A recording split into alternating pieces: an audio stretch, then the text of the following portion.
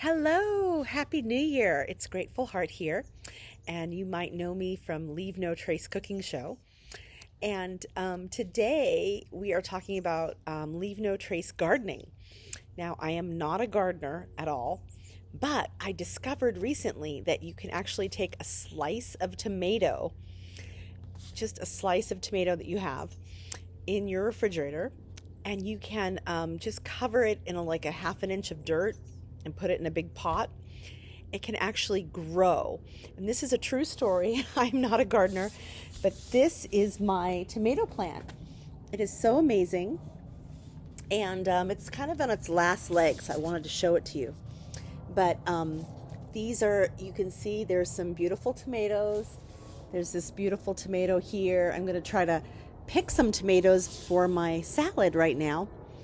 And behind the tomato plant are some geranium plants that I actually propagated from just cuttings of geranium.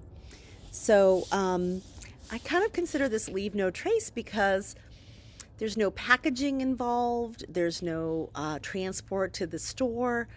I literally just used something that I had already in my house. So it's pretty cool, and it's January here in California, and of course we're very fortunate.